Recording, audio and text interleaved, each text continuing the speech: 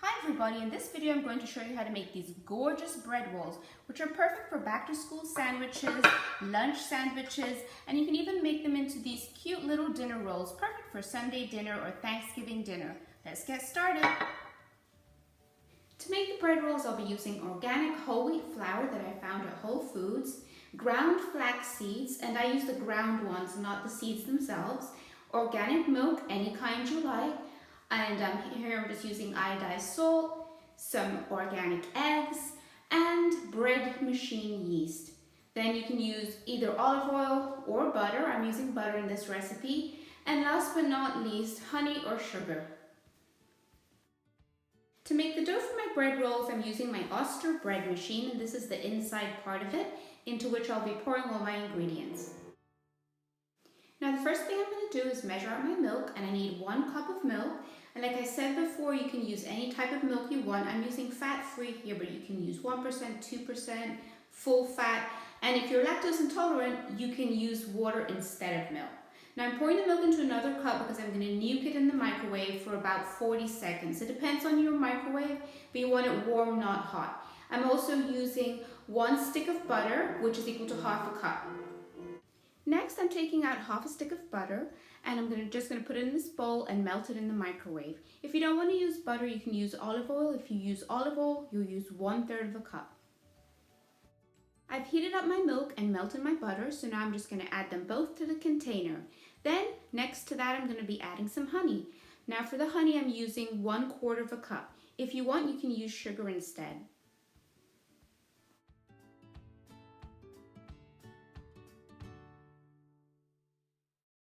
Now it's time to add my flaxseed, and for that I'm using 1/4 cup of flaxseed, and then I'm going to add 3/4 teaspoon of salt.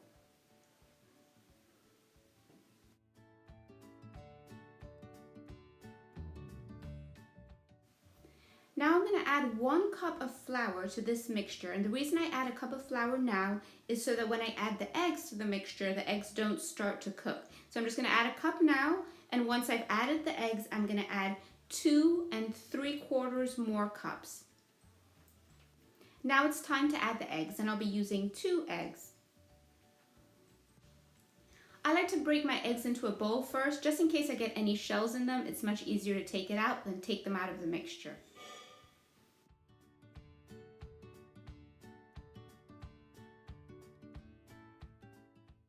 Now it's time to add the rest of my flour, so I need 2 3/4 cups of flour.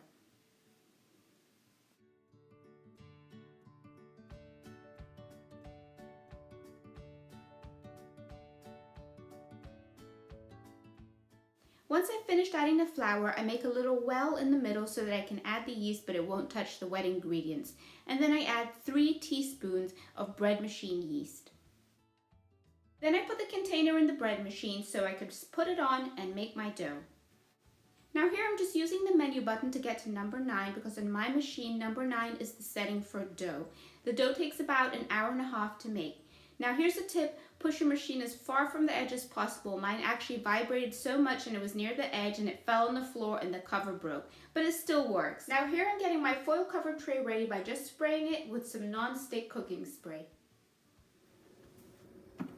So now my dough is finished rising, and wow, look at that. It's huge. So I'll just pour it right here onto this cutting board, and then always be sure to remove the mixing part in the middle. And what I like to do is I take a pizza cutter like this, and I'm just gonna cut it into 4 big pieces. I just think it's easier to make even rolls that way. So I have 4 big pieces. And then usually what I do is I make it into 12 rolls. But what I'm going to do here is I'm going to show you some different options of what you can do. So here I'm just going to cut this into 3.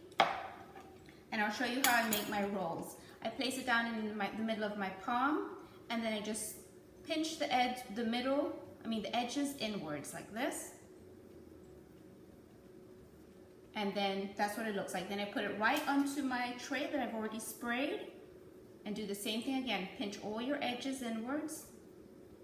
and then push it flat in the middle like this. And these will rise up some more. But I also want to show you some other options. So this will make a decent sized bread roll, about the size of a hamburger bun. But let's say you want to make some nice little dinner rolls. You could cut this even more into smaller parts.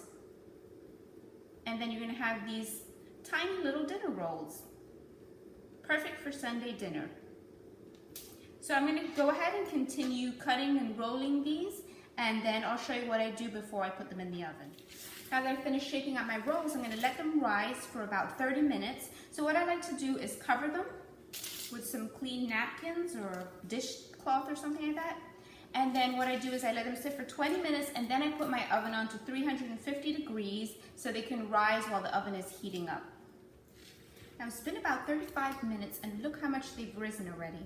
It's time to put them in the oven, and they'll bake for about 20 to 25 minutes. I'll just keep my eye on them. Now I've just got these out of the oven. It's only been 20 minutes, but look how beautiful and golden brown they are.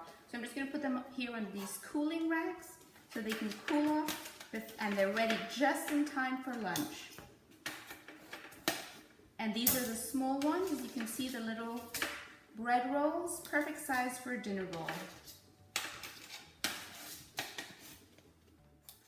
Thank you so much for watching this video. If you want to learn how to make whole wheat bread in your Oster Bread Machine, click on the video on the end screen. Please don't forget to subscribe, like, and share this video. Thanks for watching.